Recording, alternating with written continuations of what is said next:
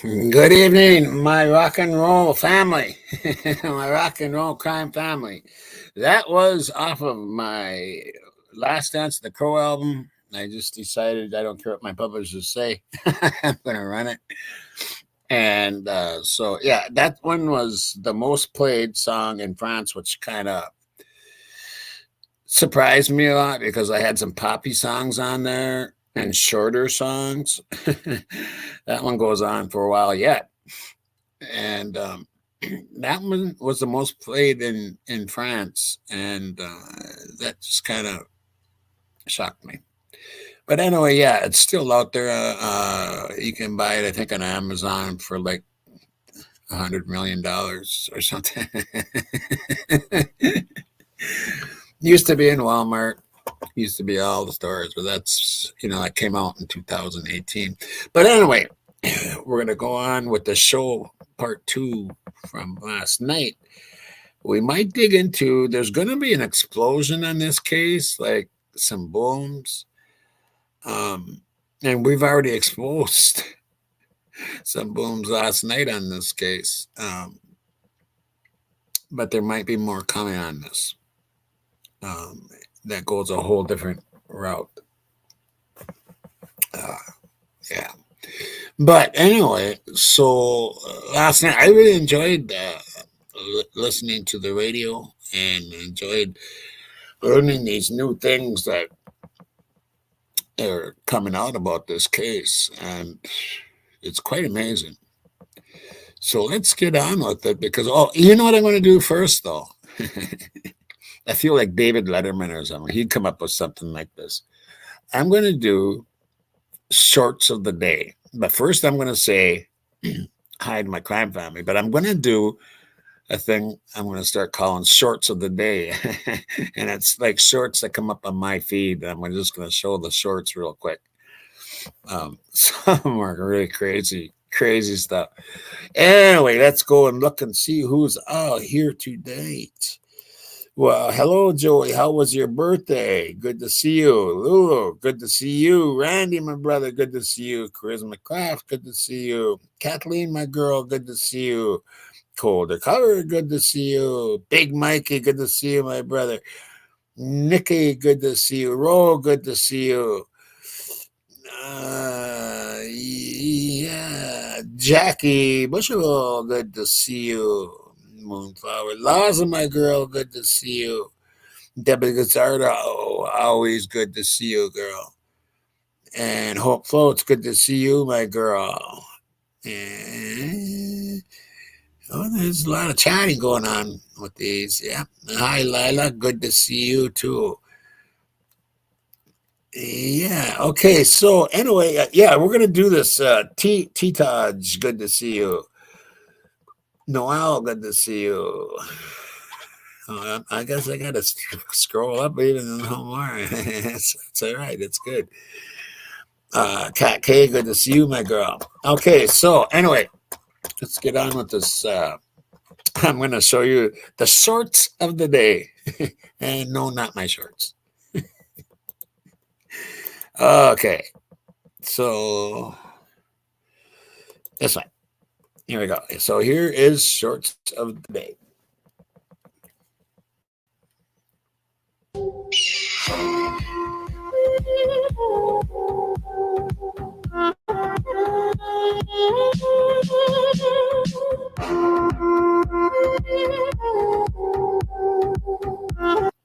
That is a panther, yes.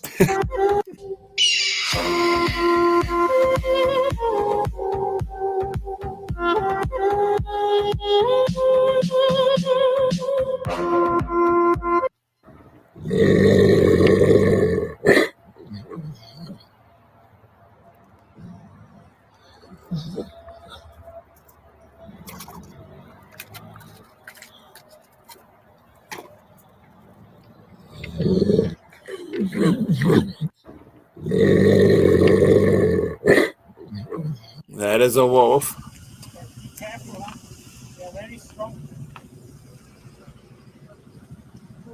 What is that, a sloth, huh?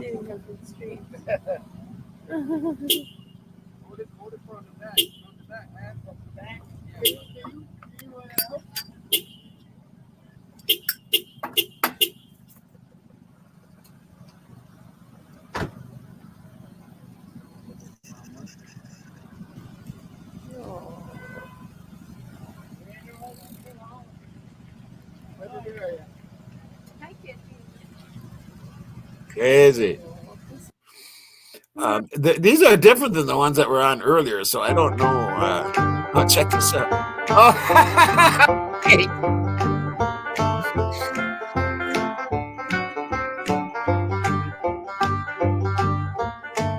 Down low, couldn't go no further.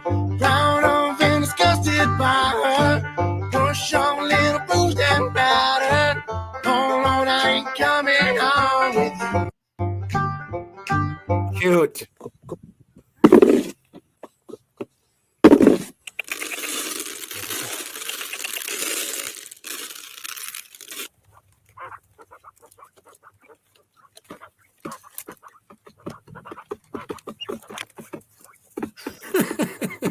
Fucking goofy. That didn't work too well. Oh, he's gonna get out. Is he gonna get on?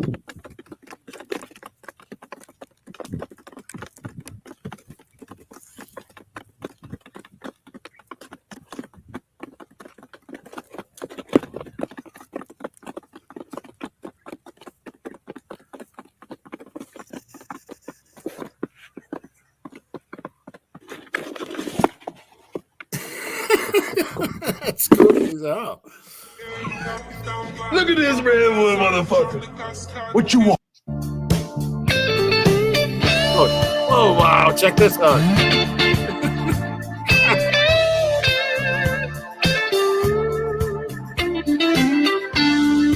Oh wow, that's great. Wow. You gotta get the friction on, so ladies. Yeah.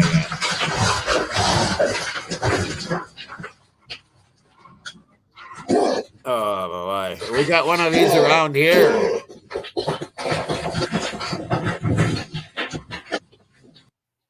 I wanna feel you too. Mom? Yeah.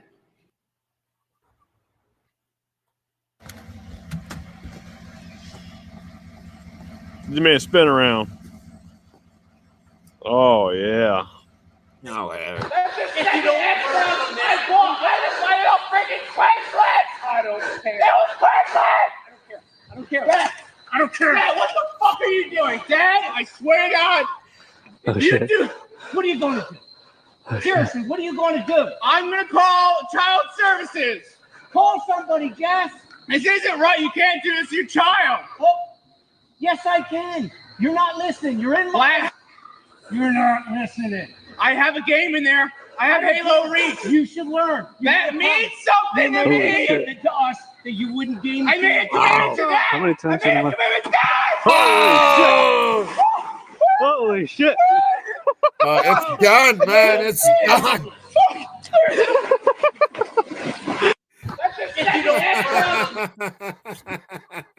And the way I wanted to go through that, man. That's crazy shit.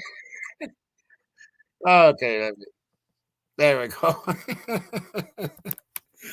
All right. Okay, so we're gonna get to. Yeah, that's some funny stuff. I'm gonna do it every once in a while. Yeah, I'm gonna do shorts of the day, man. Those were shorts of the day. So let's get to this. The rest of this. It is very, very interesting stuff. So here we go.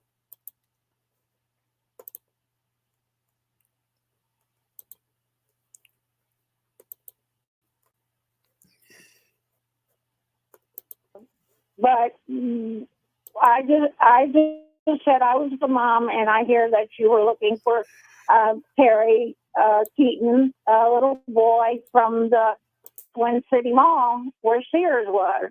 Well, that's my son. Well, they said, well, we don't want to talk to you. We want to talk to him.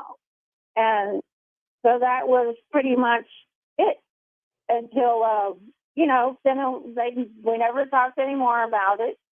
And then on the news, when they showed that Jeffrey Dahmer was beat up in prison and he died, Terry and I, we were just sitting in the living room and watching the news. And when they showed Dahmer, Terry just stood up and just started screaming, "That's the guy, Mom. That's the guy. Look at him. That's the guy." So, I mean, and if they would have called us in when Averis went down there and gave the mug shot, if they would have called us to come down there, we would have identified Jeffrey Dahmer 100% with their composite. Have you ever reached out to the police department now to tell them that this is what happened to you at that time and you know this is the man that you encountered? I really have not. I've really only talked to Willis, and it just, I don't know. I just have not reached out about it now. But I think, I think the Walshes should know that out of school was not the person that killed and abducted Adam, that it was Jeffrey Dahmer, 100% on my life, my heart, my soul, and my God. That is the person that did it. And I feel like if they would have, or if we would have even known more, I mean, like I said, we did Right. all. And, but they wanted to talk to Terry. No, he's a 10-year-old boy, but actions along the way since then has proved that it was Dahmer, without a doubt. Fascinating. I appreciate you both joining us this evening. Before we let them go, Willis, was there anything else you wanted them to bring up in the last few minutes we have together with them? Well, I'm hoping they will also hang in there, maybe, to take calls on the open lines, but, that's up to them. But also I want to say about the blue van. Ginger told me there was a blue van parked in the fire lane. When they went into the Sears, they didn't think much of it, her and Terry, until after Adam was abducted. And then they remembered the blue van, and they were thinking that, could that be, something related? Because it was inappropriately parked right there, just like the Adam Walsh case, where a blue van, many witnesses saw it parked in the fire lane right next to the garden entrance. Now, also some of the other similarities between Mia's incident and Reve Walsh, bringing her son to the Hollywood Mall Sears. Both of these incidents were on Monday, okay? Ginger was July 13th, Adam July 27th, 2 weeks before Adam. The same time of day in the Sears. It started in the toy department, and then it went over to the fishing aisle in that case. Also, Barry Culverton is the one in the shoe department who paged Ginger. I talked to him, and he said he'd never seen the incident, but when Jane Hoover has brought Terry to the shoe department to page, which was the nearest apartment that had somebody there that could page Terry's mother, he said that kid was mortified. And Matt Hooverez, who was Jane's son, that was with her, Jane Hooverez went there to buy clothes, back to school clothes for her son Matt, and Matt said that him and his mom never did believe that security guard story because that kid was mortified, referring to Terry. So, they come up with the story about the security guard, and because the reason they came up with that was Jack Hoffman was one of the detectives that went up to Palm Beach to investigate this, and his quote in the Sun Tattler is that the composites didn't match James Campbell, so they completely dismissed these witnesses. And like I said, it wasn't just Ginger and Terry, it was the Hooverezes, it was Barry, it was all the witnesses that were completely dismissed, including the security guard that, they said it was a security guard. Like I said, there was a blue van also. So there's a lot of connections. And also I want to mention quick, on July 13th, if you believe, Ginger, that this incident is related to the Hollywood Mall incidents and the similarities, Otis Toole wasn't even in the state of Florida. So that alone should have eliminated Otis Toole as well. He was in a hospital in Newport News, Virginia. He didn't arrive back in the state of Florida until July 25 in the afternoon. Adam was abducted on the 27th again. Okay. Now, he wasn't even close to Hollywood. or West Palm Beach. He was in Jacksonville, which is like over 300 miles further north. He never even came down to South Florida. When he returned back to Jacksonville, he had no money and he was starving, according to him. Okay, and there's records to prove that time that he came back to Jacksonville, because he got a free ticket from the Salvation Army. But in order to get that one-way ticket back to Florida, he had to prove that he was going to have a job when he got back there. So he called his previous job doing roofing work at South Coast Roofing. And, all right, we need to take a break, Willis. We'll come back. We'll continue with this. Thank you to Ginger and Terry Keaton. Perhaps you can join us in the last hour of the show for open phone lines. Stay tuned. We'll continue talking about the Adam Walsh case and hear from another eyewitness on Coast to Coast AM. Welcome back to Coast AM this evening as we talk about a murder mystery surrounding the abduction and alleged murder of Adam Walsh. Alleged murder? Well, we'll talk about that a little bit later on in the show, and we'll open up phone calls next hour if you'd like to discuss this. On July 27th, 1981, Adam Walsh vanished from a Sears where his mother had been doing some shopping. His severed head was found 2 weeks later. And we're talking with a guest tonight who's written a book called Frustrated Witness. He was an eyewitness that day, along with many others that claimed that they saw Jeffrey Dahmer on site. Now, in 2007, allegations earned widespread publicity that Jeffrey Dahmer, who was arrested in Wisconsin in 1991 after killing more than a dozen men and boys, was also named as a suspect in Adam's murder. He was living in Miami Beach at the time Adam was murdered, and at least 2 eyewitnesses at the time placed him at the shopping mall on the day Adam was abducted. One of the witnesses claimed to have seen a strange man walking into the toy department where Adam was abducted. The other said that he saw a young blonde man with a protruding chin throw a struggling child into a blue van and speed off. Both witnesses recognized the man they had seen as Jeffrey Dahmer when pictures of him were released in the newspapers after his arrest. Reports showed that the delivery shop where he worked had a blue van at the time, and he preyed on young men and boys, the youngest being 8 years older than Adam. And his MO included severing his victims' heads. When interviewed about Adam in the early 1990s, he repeatedly denied involvement in the crime, even stating, "I've told you everything, how I killed them, how I cooked them, who I ate.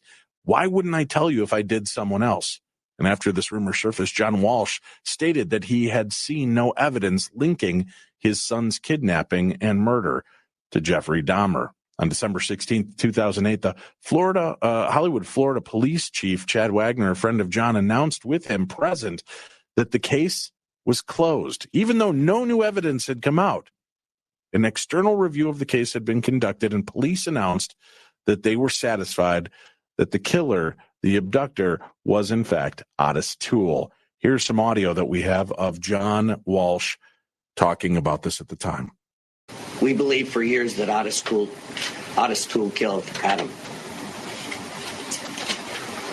And a couple of guys were with us all the way. And they're here today, too. Kelly Hancock, sitting right over there. He was assistant district attorney for Broward County. And he has helped me and advised me all these years pro bono and said, "I believe in my heart that Otis Toole killed Adam." He said, "I put guys on death row in Florida with less evidence. Someday we will convince the Broward County State Attorney's Office that Otis Toole did it." And Kelly's here today. Reve and I thank you, Kelly. You're an honor to your profession. He's a private attorney now and a really wonderful one. But this man never gave up helping us. And Joe Matthews sitting next to him. Joe Matthews was an active detective, homicide investigator and polygrapher 27 years ago, hired by the Hollywood Police Department to polygraph Reve and I for hours and hours.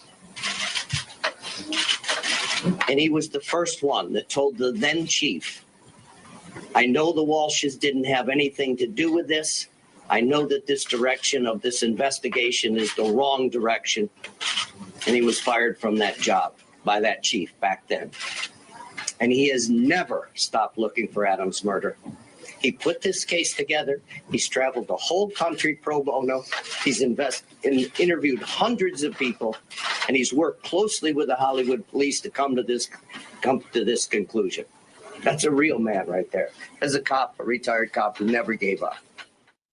That in itself is a fascinating story until you start looking at the holes in the case, as you start looking at the problems with the story that was presented to John Walsh. When we come back, we'll also hear from witness Janice Santamassino.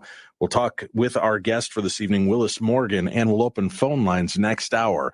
I'm your host, Dave Schrader. Stay tuned. This is Coast to Coast AM. We're back with Willis Morgan, my guest this evening, author of Frustrated.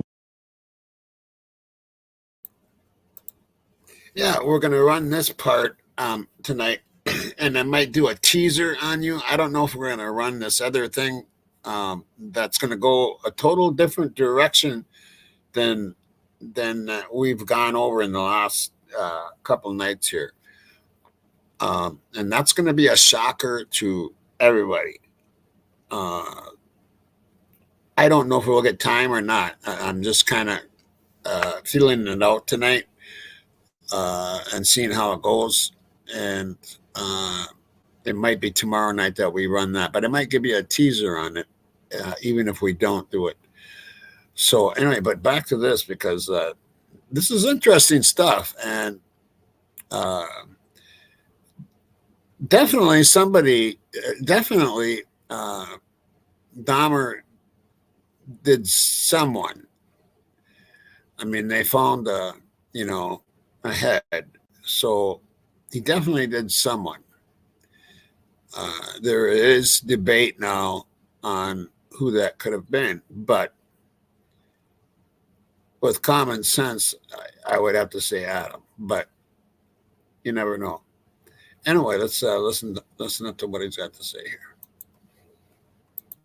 Witness. You can check out his websites, justiceforadam.com and frustratedwitness.com. We just heard the audio, which is powerful audio coming from the father of this abducted child. And in his eyes, and in the eyes of the law, Otis Toole is the perpetrator of this crime. Why is it so important for you, Willis, to try to re-examine this case, to push this to the forefront and turn what everybody else believes on their ear? Well, okay, in the clip you did with John Walsh, you heard him praising his attorney, Kelly Hancock. Right. Well, Kelly Hancock, as an assistant prosecutor, he prosecuted a gentleman by the name of Frank Townsend, and he spent over 2 decades in prison before he was found innocent with DNA and the real killer caught. Also, another gentleman named Frank Smith spent 18 years on death row. He died of natural causes on death row before they found him innocent with DNA. And these cops and prosecutors, what they do is they go after the downtrodden, people that have no money, no education, no family to come to their aid, and they pin murders on them to make themselves look good. And the Adam Walsh case, it's not an aberration. And I don't want these people to think they can keep getting away with this kind of behavior. So that's why I do what I do. Also, I have personal reasons for doing this and that. And as you heard from Mia, her mother, Peggy, thought Dahmer was Adam's father when she said, no, his dad is here now. But there's another witness who thought it was an older brother. There's another witness who thought it was a stepfather, because Adam was screaming, you're not my daddy, you're not my daddy. And he was almost ready to intervene, but he hesitated. And he went to pay his bill and then ran back outside. The blue van, the guy and Adam were all gone. And he felt bad because when I contacted him, he said he thought he could have been the one to prevent it. And then I was stunned because I've always felt guilt. I've always felt, he had an excuse. He didn't know this guy wasn't a stepfather or Bill Bowen thinking that it was an older brother. I would have known. I didn't follow him to the toy department for nothing. I would have known if I saw him grabbing Adam. And I always felt like I could have been the one that prevented it. But then I remind myself, if it wasn't Adam, it would have been someone else. because he was definitely on the prowl. Like I said, there's other incidents. We talked about the one in the Twin City Mall. And I would also like to say about the Twin City Mall incident that Adam's severed head was found off the Florida Turnpike, 120 miles north. And this Riviera Beach incident was 60 miles, which was halfway between where the severed head was found and the Hollywood Mall. So Dahmer was up in that area, according to the evidence and the witnesses, and, which is all compelling. And also, Janice Santomassino, you're going to run a clip with her? Right. We've got the audio clip with her as well. Did you want to set that up? Yeah, you can go ahead and do that. All right. Why don't we go ahead? This is another eyewitness who believes that it was, in fact, Jeffrey Dahmer. We'll go ahead and play that now. Janice Santomassino believes she saw Jeffrey Dahmer in the toy department of a Hollywood, Florida Sears in 1981. She says she also talked to 6-year-old Adam Walsh just minutes before he disappeared from the same store. She believes Dahmer may have kidnapped him. We locked eyes 50 seconds, and man, I got the weirdest feelings in the sky. Until now, she says she was never given the chance to talk about it. She says her numerous calls to Hollywood police were never returned. But a new article in the Miami Herald says Santomassino is just one of several witnesses who now think Dahmer did it. The newspaper showed the witnesses pictures of several men, including Dahmer, and told them to pick the man they say they saw just minutes before Walsh disappeared. All chose Dahmer. I got this strange feeling. It was weird. I just knew it was him. I said to Aunt, that's him. That's the one I saw in the toy aisle. But in 2008, Hollywood police closed the case, naming convicted serial killer Otis Toole as Adam's killer. Adam's father, America's Most Wanted host John Walsh, agrees. Walsh didn't return our requests for comment, neither did Hollywood police. Then there's the blue van, one seen at the mall that day. Now we're learning Dahmer, who worked down there at the time, had access to a van through his job. Yet another reason the journalist who wrote the article thinks the case needs to be re-examined. I do believe that Otis Toole did not kill Adam. The evidence is extremely sketchy, and I do believe that the evidence is compelling that Jeffrey Dahmer could have killed Adam Walsh. So would you like to see police reopen this case? Yes. Willis, so many people have put Jeffrey Dahmer on the site at the time without pause, without any kind of hesitation. They see the picture of the man at that time, of Jeffrey Dahmer's mugshot taken at that time, and it matches to their perception. It does not match Otis Toole. Right. Why are they so quick to brush this story under the carpet, and why not give it the full attention that it deserves, do you think? Right. It's because of one detective, and only one detective, and that is Joe Matthews, who came up with his false narrative. Okay, and he did it. You were supposed to contact him, or did you ever do that to invite him onto the show? Our producers reached out and never got a response. So you didn't get a response, right? That's right. I kind of suggested that you wouldn't get one because he's been avoiding me. He would never talk to me, never come on a show with me on, because he can't answer some very simple questions. How he came to his conclusion that it was Otis Toole without calling not one witness, even though you can go to my website again and watch him on different shows, TV shows. These are videos as well as radio shows that are audio. Listen to him talk about how he has called every living witness and read every single page of the case files. And he has not called not one witness. Not one. The only witnesses he called were cellmates of Otis Toole, who said statements like, and I have some of the statements, oh yeah, we know it was Otis Toole. Everybody around the prison knows it was him. You know, that's his, witnesses. Well, he made a lot of, this is the guy that made all the claims in the book and supposedly talked to many of these eyewitnesses couple that we've talked to tonight that actually never spoke to him, correct? Right. And he did that with me. Like, for instance, he says Joel, said he interviewed Joel, me, his brother, and Joel said it was Otis Toole. Well, that's a falsehood. Joel passed away. That's why Mia speaks for her brother. And he's done this with other witnesses that we don't have time to get into. After they pass away, he says he interviewed them before they passed away, and then he makes statements that they said that are in complete contrast with the record, what they really would have said. And I just wanted to tell you about one of them real quick, and that's... Please. Excuse me? Yeah, I said, please do. Oh, okay. Yeah, Barry Gramilli. He was in charge of the infirmary where Otis II passed away. Okay? Now, according to Matthews, he said he interviewed Barry, and Barry said that Otis II gave him a full confession.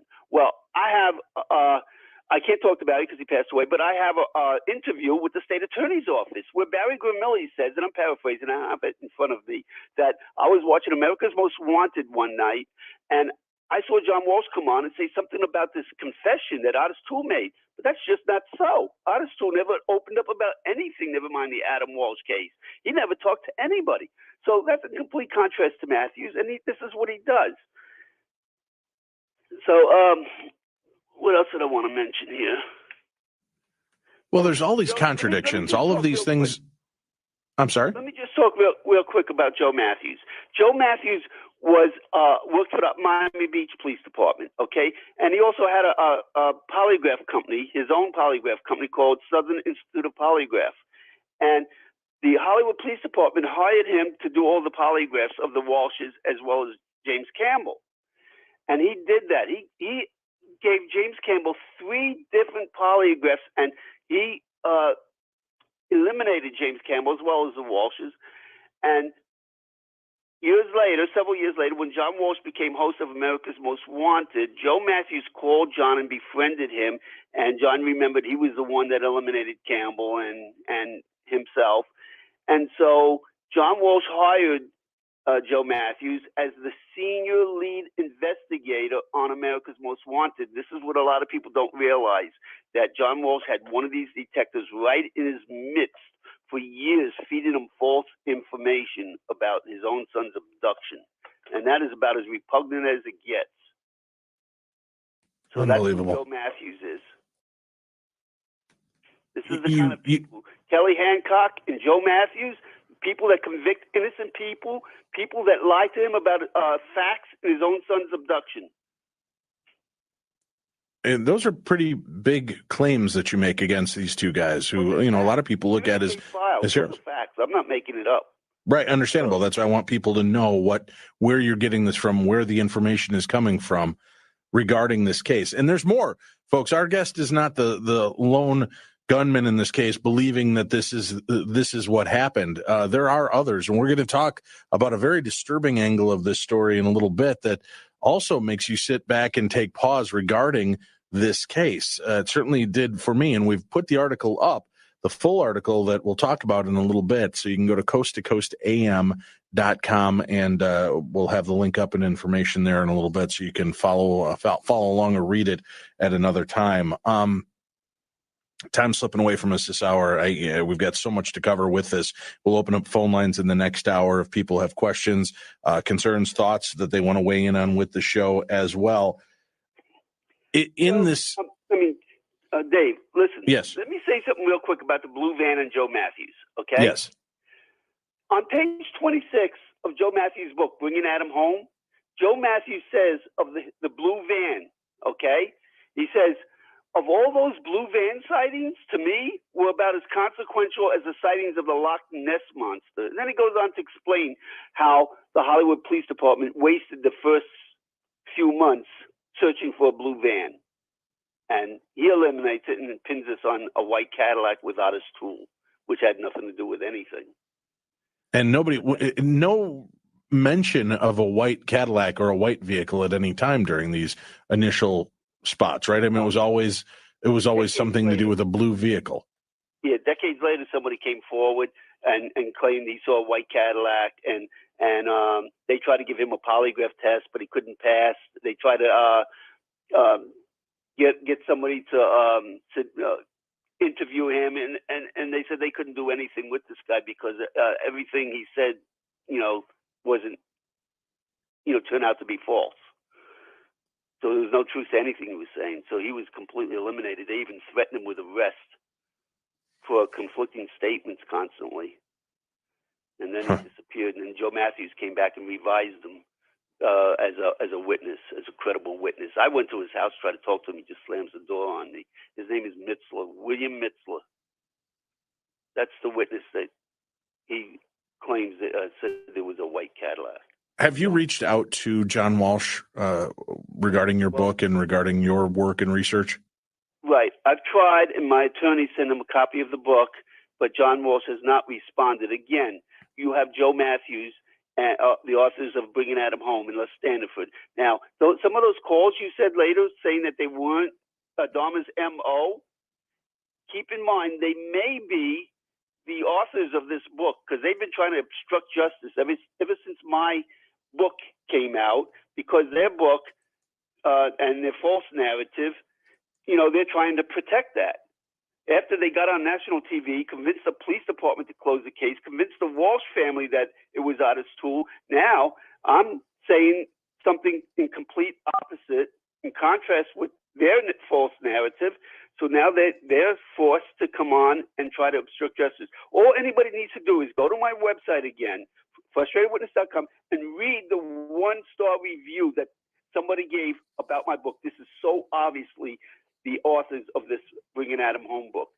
And the title of the review is called A Joke of a Book, referring to my book. And the 2-star review, titled Frustrated Witness is a Domino Theory to Nowhere. I won't read the reviews because you can just go read them. It'll take too long. But not only that, but I believe they're also making negative comments to anybody that gives me a 5-star review on my page. They're trying to convince them, because they've also done that with witnesses. They try to call witnesses up like Mia, and they try to intimidate them. So, I mean, this is what they're doing. All right, we'll open up phone lines at the top of the next hour. We have more to talk about on this case, including an interesting story that was released back in April of this year. And there's more to the Adam Walsh story. We'll talk about this with our guest when we return. Willis Morgan, our guest this evening on Coast to Coast AM. Do me a favor, make sure you stop by the Coast to Coast AM website tonight and take a look at some of the highlights. There's the video that's posted of a demon speaking through a possessed woman. Also, another video about a sunken lost city. Is it a natural formation? You could go check that out for yourself. And in the news, they say 2012 was wrong.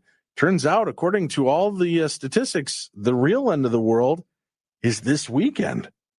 So I hope you're enjoying yourselves listening to Coast on what could be your last night on Earth. Thank you for spending that time with me. There's also in the news, a lake in Chile mysteriously disappeared overnight, and there's the article that we're about to speak about. Our guest this evening, Willis Morgan, has been talking to us. He's the author of Frustrated Witness, the man that runs the website justiceforadam.com and frustratedwitness.com. Another article was brought to my attention. Willis joined me on my show, Darkness Radio, about a month and a half ago, and we discussed parts of this case. We wanted to flesh it out more this evening, and an article was sent to me that was just brought out here in April of 2016. And in this, they talk about some chilling aspects of the story I had never heard before. True crime author Jay Harris has been following the Adam Walsh case almost since its inception. He first challenged police in the official statements when he posited that Jeffrey Dahmer and not Otis Toole were the most likely culprit for this crime, as we've been discussing tonight with our guest. Well, author Jay Harris says the evidence against Otis Toole, who police blamed for Adam's murder, is between poor and none. Another police suspect who they dismissed with little inquiry, no less than Jeffrey Dahmer, who at the time was documented living no more than 20 minutes by vehicle from the mall, is a far more likely suspect. Dahmer had 11 severed heads in his house. Adam also had his head severed. That and 7 police witnesses who said that they saw Dahmer at the mall at the time with or near Adam, plus Dahmer's access to the same type and color of van reported by mall witnesses as the getaway vehicle, and a comparison including Dahmer's mugshot to a police composite drawing from a stunningly similar attempted kidnapping of a child at a nearby location of the same chain store exactly 2 weeks earlier. We've talked about that with our guest Willis Morgan tonight, and he's got much of that on his website. You can check it out at Justice for Adam. But it continues on. It says, in the now nearly 35 years since the homicide, there never could have been a trial and never will be a trial against any defendant for the murder of Adam Walsh. And that's not for lack of suspects. It's because the identification of the child found as Adam could never be proven in court. This is the strange twist in the story I've been alluding to throughout the evening. He goes on in another part of the article that says the most striking problem with what was found with the child head was the head that had been found 100 and some miles away 2 weeks later that they believed to be Adam Walsh. In the examination, they talk about a buck tooth. There is a photograph, and they show it just from the nose down of this boy's mouth open. And you'll remember that Adam, in his famous and last photo, was especially endearing because he had neither of his top front teeth at 6, again, age appropriate. But the author of this article said that he had to determine when that picture was taken compared to when Adam disappeared. And in his book, Tears of Rage, published in 1997, John Walsh wrote, "So we chose the picture of him in his red baseball cap because it had been taken only the week before. And in it, he was smiling. If you saw it, you couldn't help but notice that. Right on top, he had missing teeth." First of all, the kid had 2 missing teeth. The picture couldn't be any more clear as you examine it. There's nothing showing a tooth coming through, punching through at all. 2 missing front teeth. Well, a week or not much more before he disappeared, Adam had no top front teeth. Sometime after that, his top left front tooth apparently erupted. 2 weeks after his disappearance, the found child, who had been dead for at least some time, according to the Broward medical examiner, told the press that it was probably all 2 weeks. He had a top left front tooth that was in almost all the way.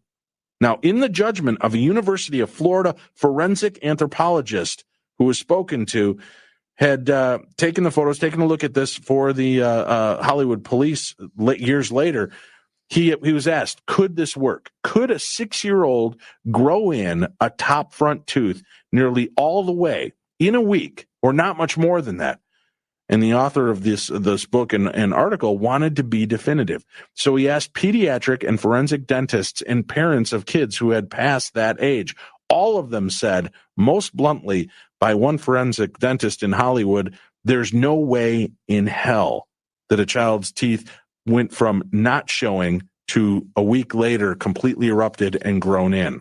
Now, myself, Dave Schrader, hosting Coast to Coast tonight, I've got 7 kids. I've been around. It takes a while for those teeth to show. And when they do show, it takes a while for them to come through. But this photograph of the severed head, a clear shot of the mouth, shows a full-formed buck tooth in the front. Okay, but the thing is with that, and is, there was one boy that went missing, and they find this severed head, for one thing. Another thing is, yeah, in a normal life, it might not pop through, but when your head is, you know what I'm saying? You don't know what it does to the head. You don't know what it does to the skull. You don't know if it pushes that through. I doubt they've ever looked at anything like this case ever in their life. And I bet you they didn't look at any cases since that time, until their retirement, which I'm sure they're retired now. But let me know what you know in the comment, what you think in the comments. Now, there was a DNA test in part to determine whether this was Adam Walsh. And that test had never been made public until the Miami Herald reporter that was working with the author realized it existed, and they asked for it. The summary report said Mrs. Walsh's sample results were consistent with DNA taken from a ground tooth from the found child, except that, as the NFL refs say, upon further review and with a lot of help from DNA experts, the call on the field needed to be overturned. Lab controls showed that those test results were contaminated and therefore had no comparative value whatsoever. And it's important for you to know, John and Reve Walsh did not positively identify the severed head. They had a family friend go in and do that. And again, people at the time, some of the other people involved in this case did not believe that.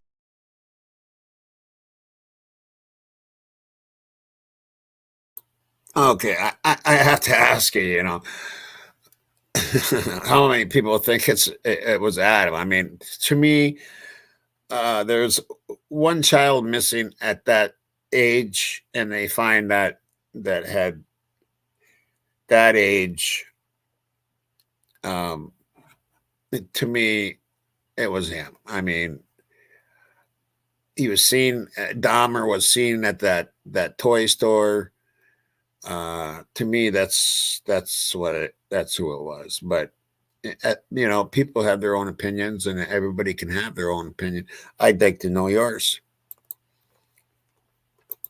That was Adam Walsh's head. There is theory that Adam Walsh may still be alive. There's I guess a man who's come forward claiming to be Adam Walsh and had been abducted by Jeffrey Dahmer, was severely traumatized by an attack from Dahmer, and a Hispanic family helped raise him, and his memory is slowly coming back. Again, these are all the strange angles of this, and some of this sounds too fantastic to be true. But when you start to look at just the forensic evidence of this severed head that they found 100 and some miles away with an erupted full frontal tooth on a child who only 2 weeks before had no tooth. And as we know, teeth do not continue to grow. Hair does not continue to grow. Nails do not continue to grow when you die. It's the retraction of the skin that gives it that appearance. But in this case, there was no way for that gum line to shore up and leave one full tooth and the other tooth still not exposed. Just not possible. That's just part of the weirdness of the story. And we've got more to cover. We've got Willis Morgan on for us for the remainder of the show, opening up phone lines for you at the top of the next hour. Stay tuned. Well, I guess I'm wrong there. I don't know. I've always been told that hair keeps growing, and nails keep growing, and teeth keep growing because they are already dead. They're not living cells. They're not living. You know what I'm saying? So I don't know. What do you guys think of that? What do you guys think of that? Is that what you've heard, that hair and nails and that keep growing? Because that's what I've always heard that. So I don't know where he's. I'm going to have to look that one up. I'm going to look it up. I'm Dave Schrader, and this is Coast to Coast AM.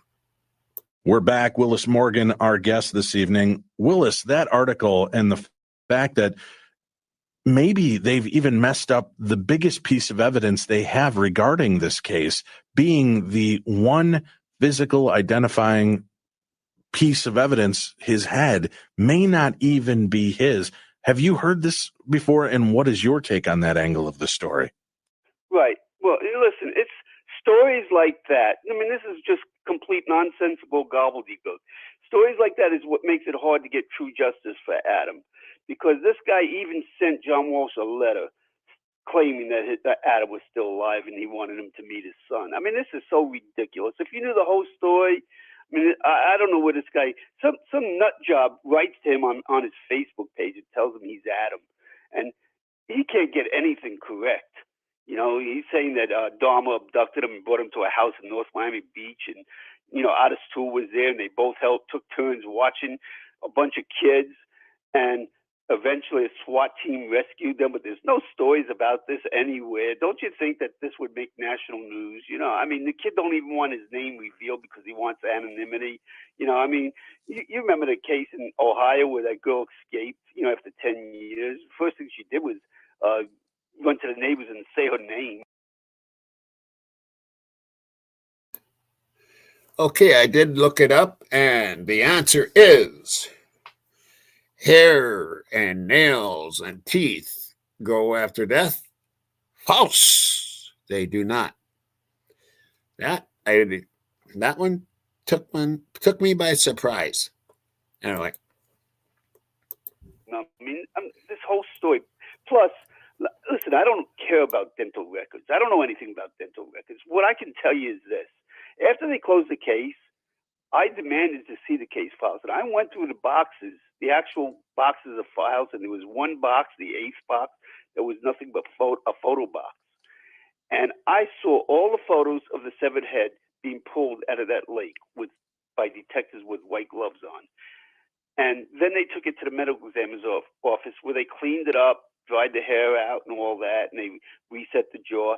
And I'm telling you, if you seen that 8x10 photo, you would say, there is no question. It's Adam. You know, I mean, it looks exactly like with his eyes closed. Plus, that DNA from the molar from the mandible of the severed head, Reve Walsh voluntarily gave a swab of DNA from the cheek, and it matched as the mother, beyond, any doubt. So, this guy comes up with this cockamamie story because somebody contacts him on Facebook. I've had wackos contact me too. In fact, I believe one of them was that same guy. He gave me some stupid cockamamie story that, he was abducted by Dahmer, but he got away by Otis Toole, but he got away. He ran back to the mall, and this guy tried to help him with a blue van. He jumped in the blue van, and he took him across the street to an alley, which he got wrong. The alley where Dahmer worked, behind the store where Dahmer worked, was, 8 miles away. These people, they read about the case. They thrive on it. They got all these articles, and they call people up trying to convince them of false, cockamamie stories, But it is interesting, the fact that the photograph was taken a few weeks or a week prior to the abduction. John Walsh is on record as saying that the head that they found has a full tooth that does not, should not have erupted, should not have been that way. That is, any way you cut it, that's still a very weird aspect of this story. It might seem weird, but, like I say, I don't know. Sometimes photos appear differently on different angles and whatever. All I can tell you is I've seen the severed head, a photo of it. I never requested a copy because I wouldn't do that. I wouldn't show it to anybody anyway. Right. If they got on the internet or something. But it's Adam. There's no question. That's all I know. It's Adam. And besides, listen, the turnpike where the severed head was found, there are 4 witnesses at that site. 4 witnesses, all of them completely dismissed when they said there was a blue van at that site. Because at that time, they were concentrating on James Campbell. Okay? Because this was just 10 days after Adam was abducted. This is when James Campbell was John Walsh's best friend. House guest who lived in John Walsh's house. And was having an affair with Reve, correct? Well, listen, we all have past problems. I don't get too much into their. Right, but I'm just trying to, so that there's no confusion. That's what was reported.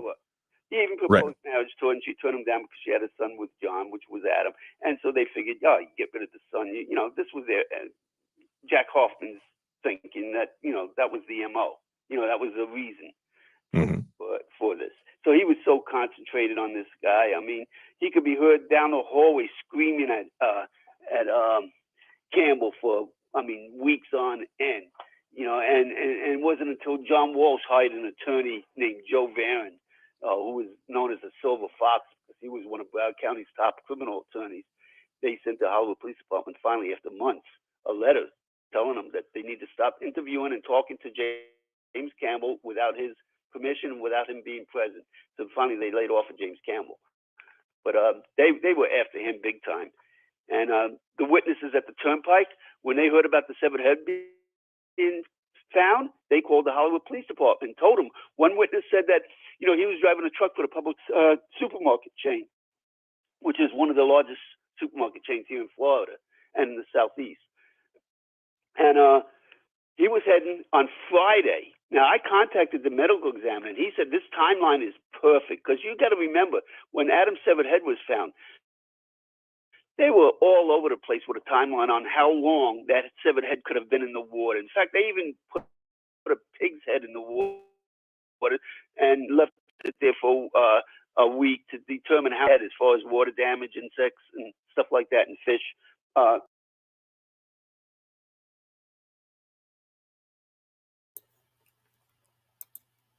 Okay, I think we have some breaking news here that I'm going to share. I think that's what this is.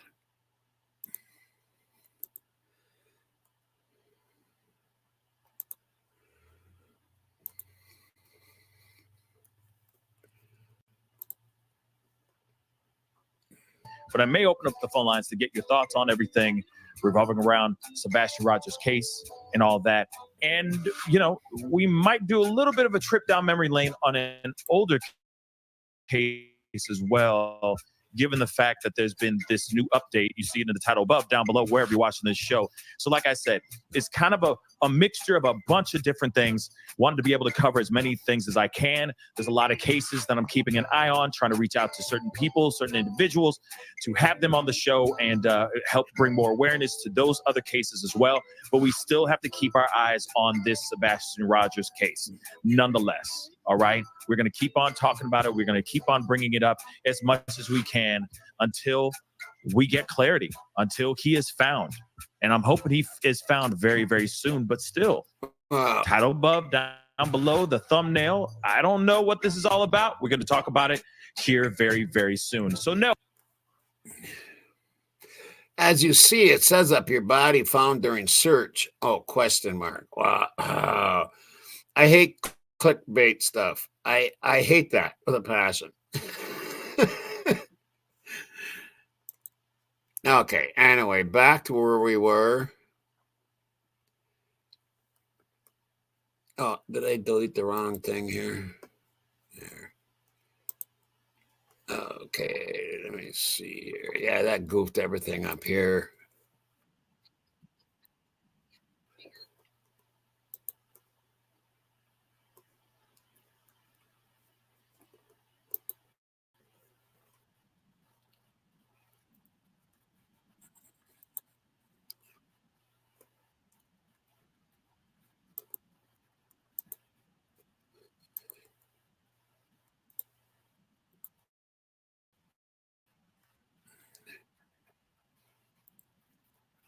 And then they pick up a loaded truck from the main warehouse and they bring it back down to South Florida.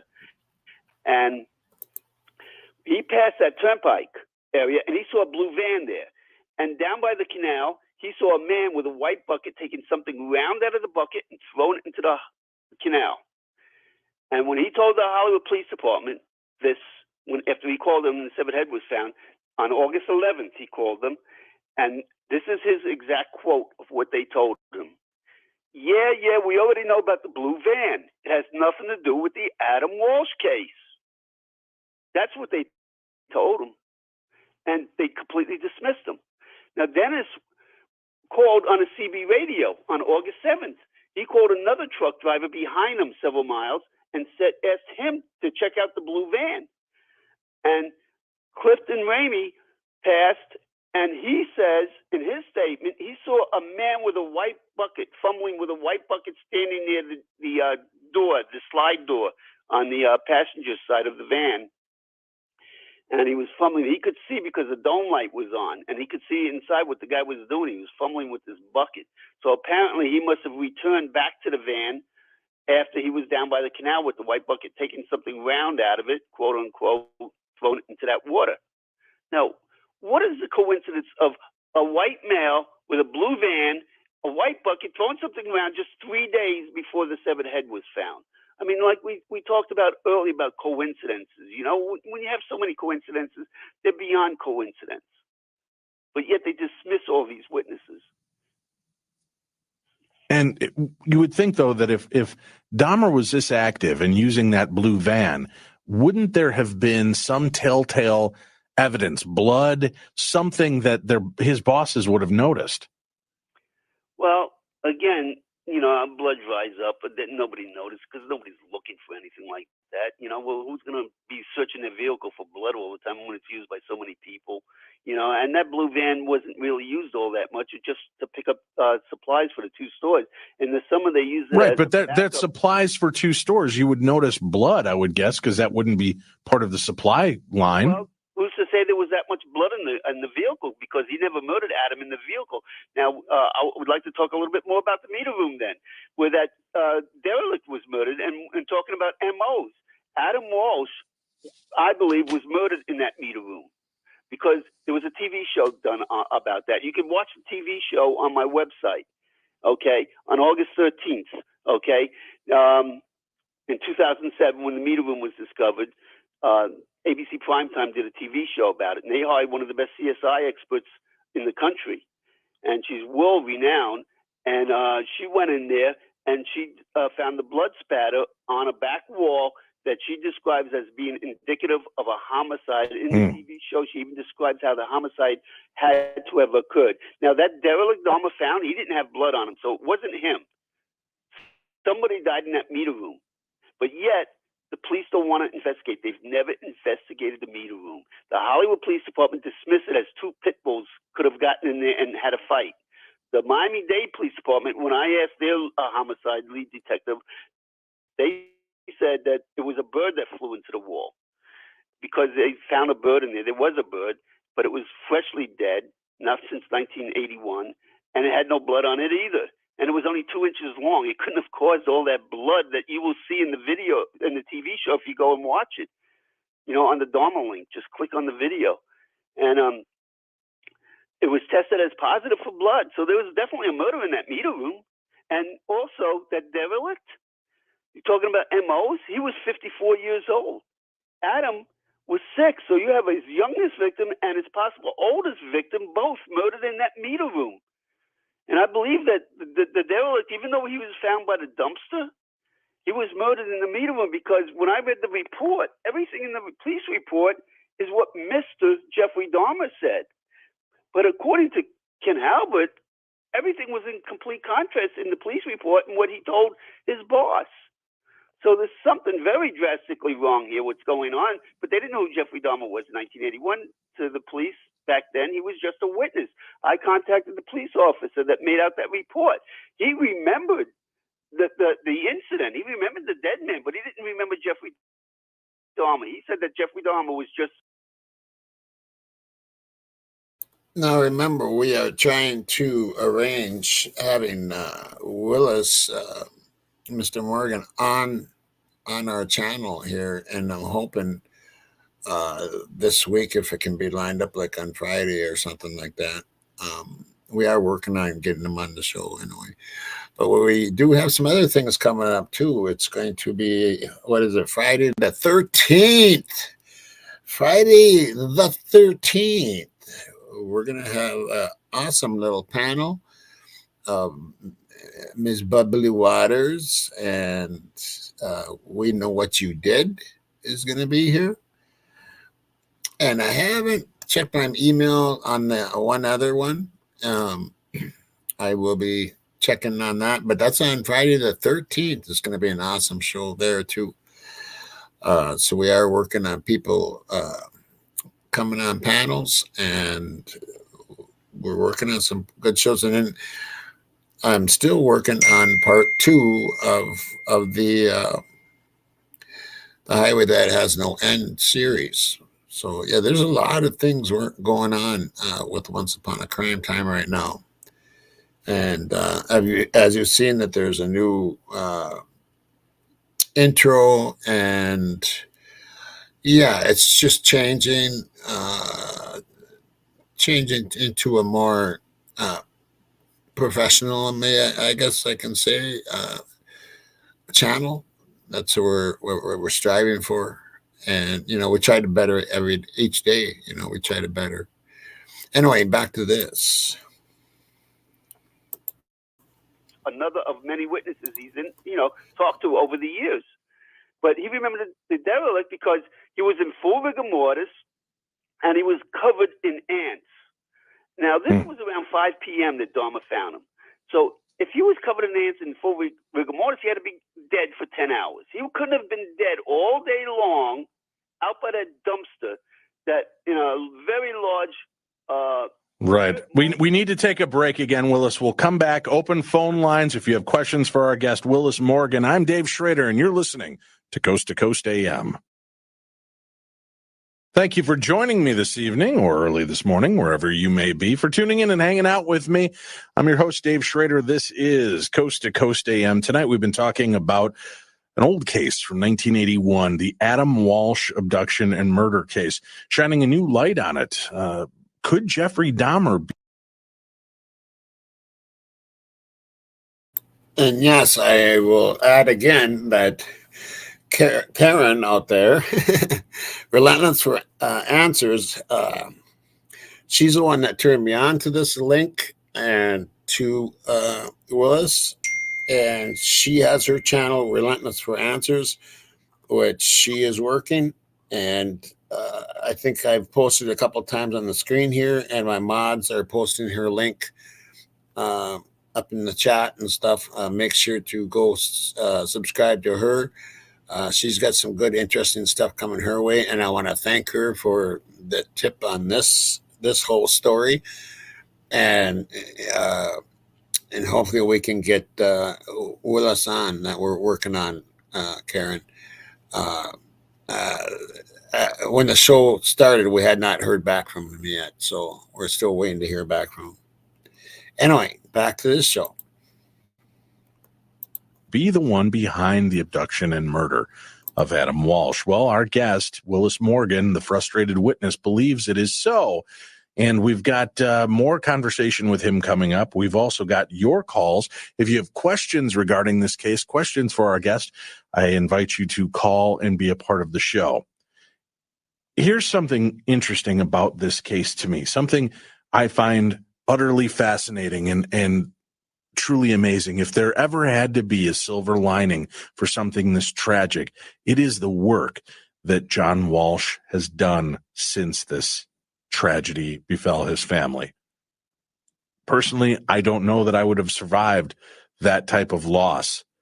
John Walsh not only survived it, but he has made a massive impact and a massive difference. He is one of my idols in the field of true crime, and I can't even begin to tell you how impressed I am with this man as a human for facing and dealing with the things that he's had to do and to become such an advocate for people and victims of crime with his show America's Most Wanted and the work that he's done. This murder and kidnapping prompted John to become an advocate for victims' rights. And Adam's murder was among those that helped to spur the formation of the National Center for Missing and Exploited Children. And as a result of his advocacy, John was approached to host the television program America's Most Wanted, which has helped to capture, I think, somewhere it was around 1,000 or more people. I don't know, maybe Tim, my engineer here, can Google that and find out the exact number. But over the 20 years or so it was on, they were able to capture many criminals and help save people. The Code Adam program for helping lost children in department stores is named after Adam's memory. The U.S. Congress passed the Adam Walsh Child Protection and Safety Act on July 25th, 2006, and President Bush signed it into law on July 27th. The signing ceremony took place on the South Lawn of the White House, attended by John N. Rivet. The bill institutes a national database of convicted child molesters and increases penalties for sexual and violent offenses against children. It also creates a RICO, cause of action for children predators and those who conspire with them. And here's a very interesting random fact. The rapper Busy Bone from Bone Thugs and Harmony, who was abducted by his stepfather as a child, was discovered by a neighbor who recognized his photo shown at the end of the television film Adam, about the Adam Walsh case. When we return, we'll talk more with our guest Willis Morgan about this case. We'll take your calls. That's all coming up next. Stay tuned. I'm Dave Schrader, and this is Coast to Coast AM. Frustrated Witness, the real untold story of the Adam Walsh case by Willis Morgan. That's the name of the book. Two unforgettable names, Adam Walsh, Jeffrey Dahmer, one tragic case. And it's our guest's goal to find justice for little Adam Walsh. A wall of evidence points to America's most notorious serial killer and pedophile, Jeffrey Dahmer, murdering and decapitating Adam. Accordingly, the author wants the Hollywood Police Department to reopen the case and close it correctly. This will finally bring proper closure for the Walsh family, which includes Adam's father, John, who channeled his rage, as we mentioned, by becoming the crime-fighting host of the popular TV show America's Most Wanted, which has caught over 1,202 criminals because of his efforts. Amazing facts. Willis Morgan, my guest this evening, and we're going to start taking the phone calls as well from you, the listeners. If you'd like to shoot me an email, you can certainly do that. If you can't get through on the phone lines, my email is dave@darknessradio.com. That's dave@darknessradio.com. You really kind of touched my heart when you mentioned it, Willis, that part of the reason you're so driven by this is had you stepped in, maybe Adam would still be alive. That, a lot of people are asking, why is Willis so driven by this story? And that is, I mean, that's an amazing, impactful statement. I hope that you find some peace for yourself in the work that you've done, that at least you've uncovered what you believe to be the truth to this case. Yes, and one more reason why I did this. I know I might be an old retired guy with a tenacity problem, but I don't feel like I need to apologize. And I filed a lawsuit against Detective Joe Matthews and the Hollywood Police Department as a defendant, as well as the state attorney's office. And my lawsuit was dismissed, even though I have a letter from the police chief to the state attorney's office asking them to read the manuscript, because they want their opinion as a second opinion. And I have a letter from the state attorney's office back to the police chief stating what a great report it is, showing how Otis 2 murdered Adam.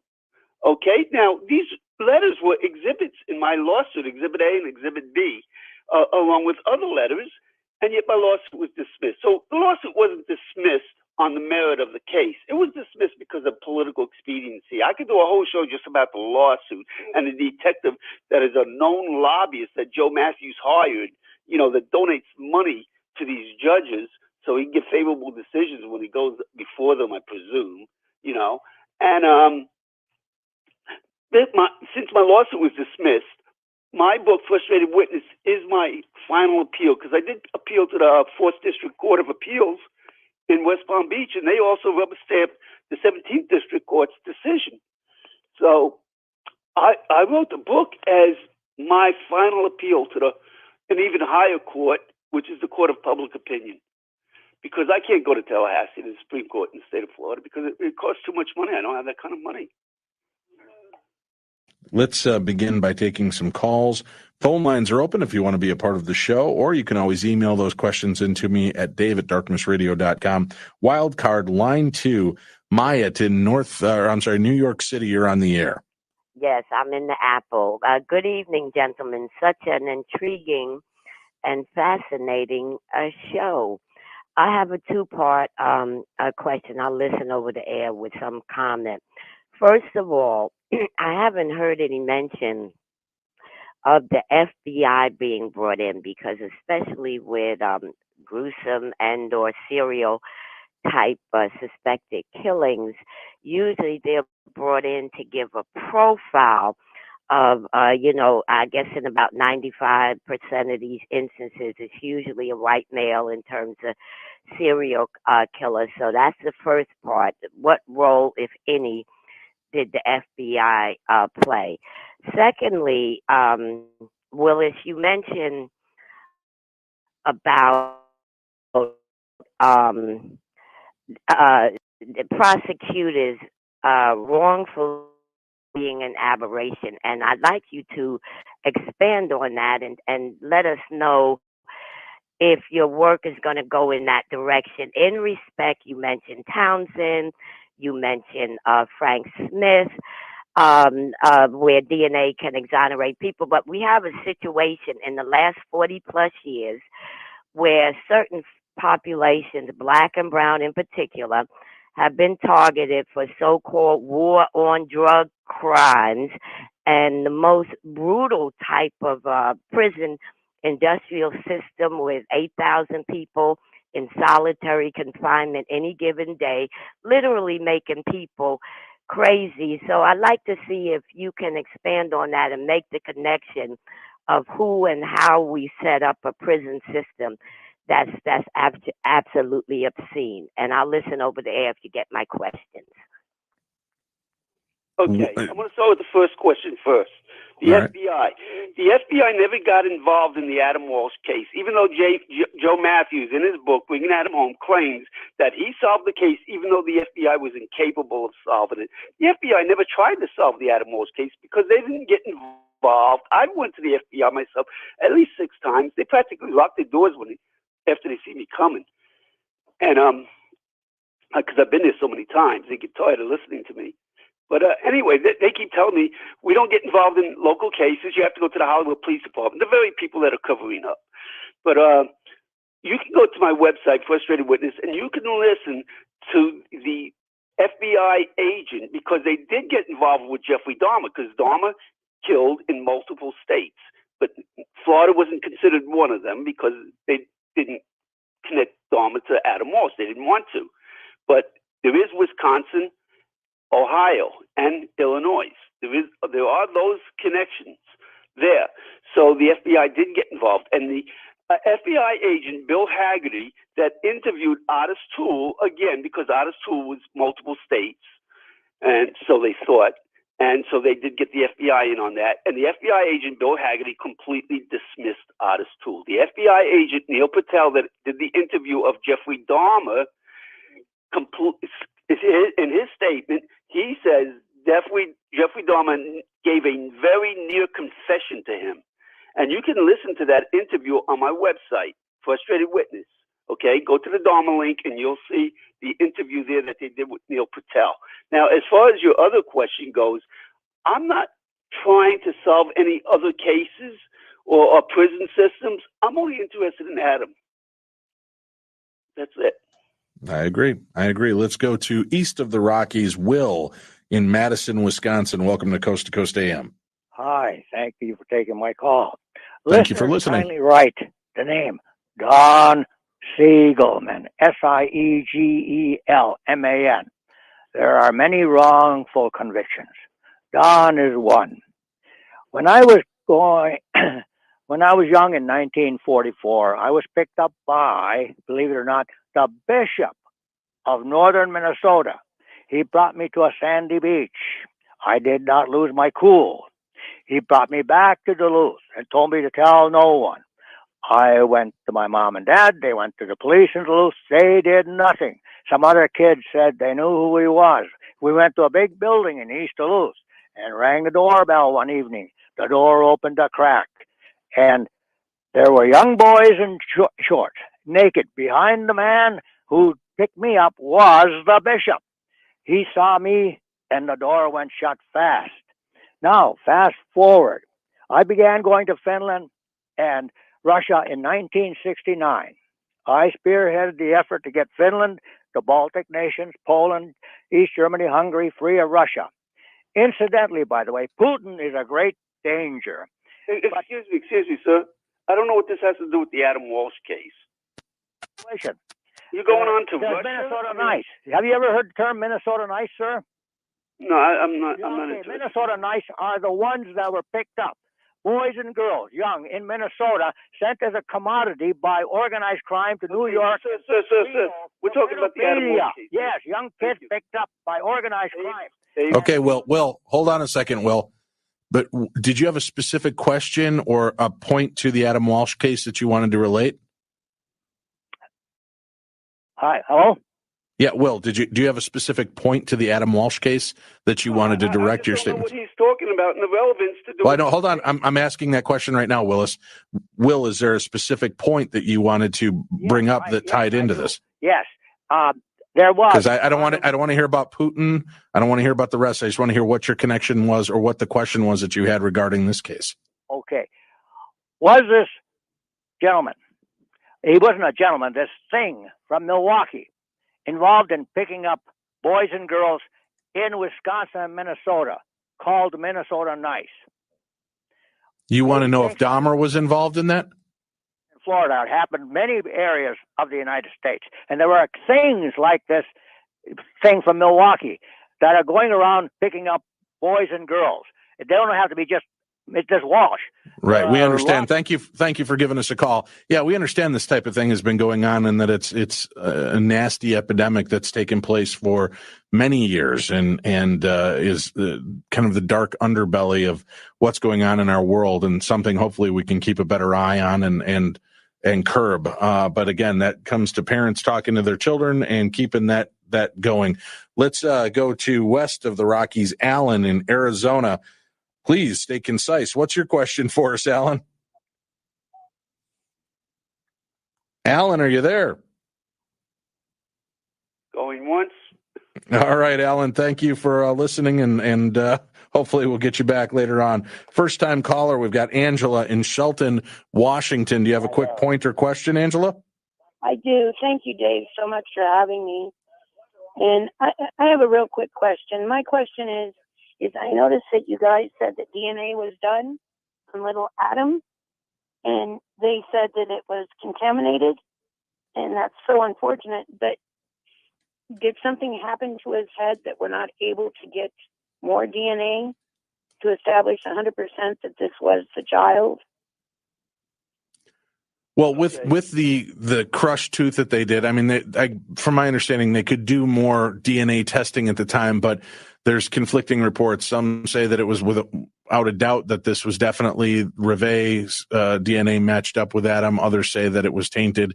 And now you've seen the specific, and thank you for calling in, Angela. You've seen the specific report and information about this, Willis, correct? Yes, of course, and all those reports that were done by the Boyd Institute of the laboratory are in my book, completely connecting Reve Walsh beyond, a doubt. Beyond a reasonable shadow of a doubt, it proves that. Absolutely. The DNA matched, a perfect match to Reve's DNA that she voluntarily gave.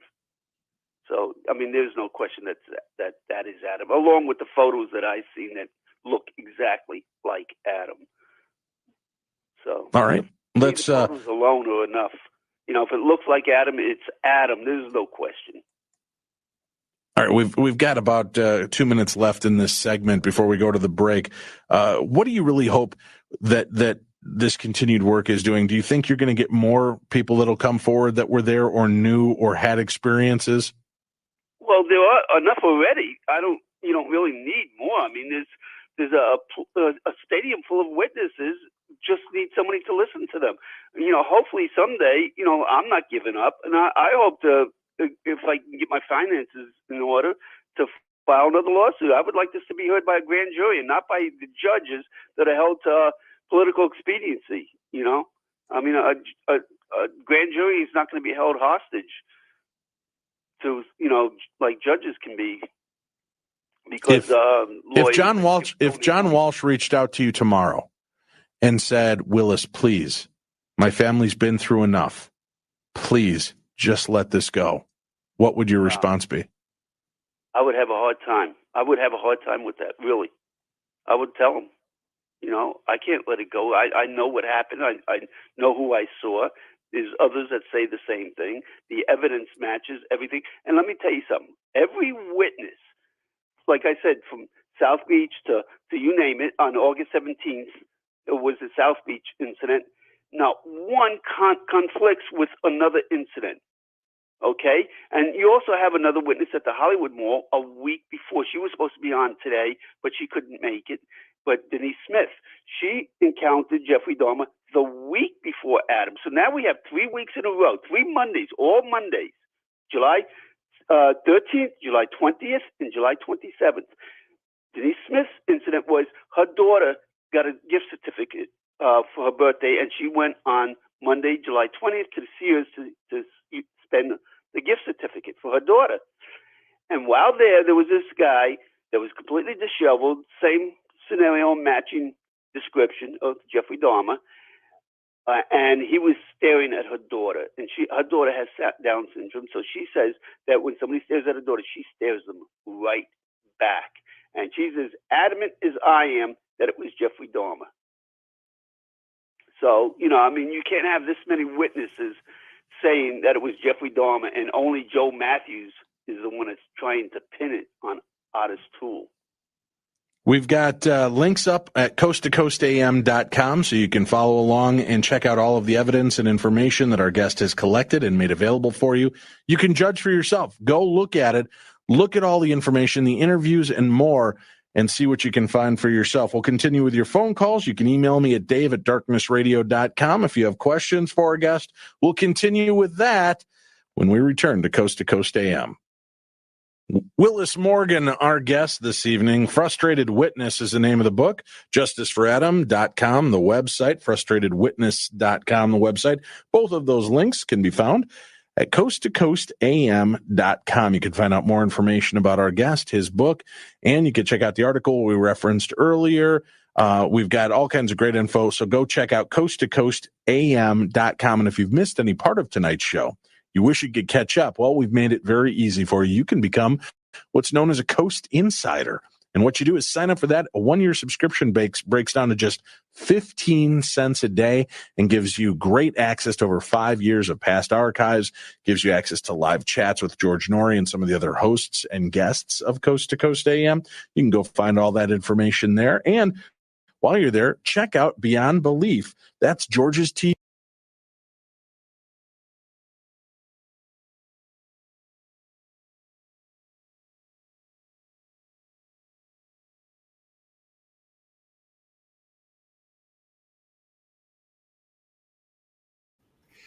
Okay, hold on a second here.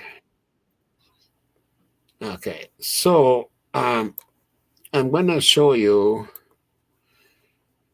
I'm going to show you if I can here. Okay, I have to do it a different way. I'm going to show you a little bit of what we're going to be getting into possibly tomorrow night.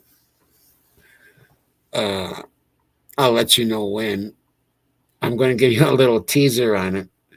Is what I'm going to do, just to show you what's coming up.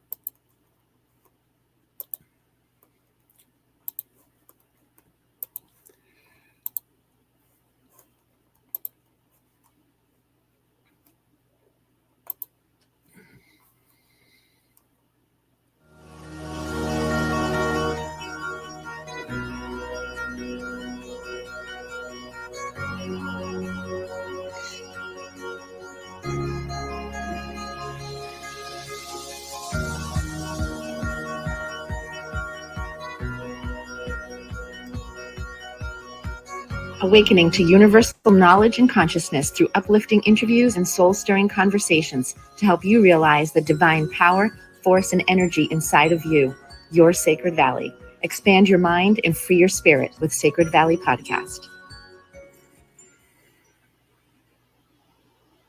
Hi there, welcome to Sacred Valley. My name is Tara Crete. I am your host. Just before we begin, I just want to give a little disclaimer. The views and opinions expressed on Sacred Valley Podcast are those of the guests and do not necessarily reflect the position of the host of Sacred Valley Podcast. Any content provided by our guests are of their opinion and not intended to malign anyone or anything. So welcome, everybody. I'm going to be bringing on a very special guest. Her name is Megan Walsh. I think a lot of you are familiar with her dad, John Walsh. He has... we mostly know him from the story his son died tragically at 6 years old. So I'm going to let Megan tell that story, but we have a deeper story to talk about today, and that's why Megan is on. So Megan, I want to welcome you to Sacred Valley. Thank you so much for being here. Thank you, Tara, for having me. Good morning, everybody. Oh, good morning. So that's what's coming. We're going to be watching Megan Walsh talk about her brother's death, but in a much different way, and it'll be quite shocking for most people. It'll be slightly controversial, probably. So, but if it's controversial, I'm going to dive in there a little bit, little bit, just a little bit. So anyway, we are done with part 1 and part 2. I hope you liked the information that came out, because that case is 81. What is that, like 100 years ago or something? 91, 2000, 43 years ago. And we're still learning new things about this case. I wonder how long Idaho is going to go on for. You think 100 years from now? Let's say 100 years, they're going to still be talking about this one case. I wonder, you know what I mean? I bet you 50 years. It's still being talked about. 50 years from now, there'll still be people talking about this case right now that's going on in Idaho. That's my thoughts. I will do those. Did everybody like the shorts of the day. Do you think that's kind of cool or not, or is it kind of whatever? I just think it's good to have a few laughs before a show, especially one talks about the things that this has been talked about, all the things that happened to that poor little guy. God, I remember that like yesterday, man. Doesn't seem like 43 years ago. It really doesn't. Yeah. So anyway, I ran that. Let's see. Let's see what we're looking at here. Yeah. All right. Anyway, to my crime family, I love you very much, and you are my heart and my mods, and the whole family. You are my soul. And until next time, rock and roll.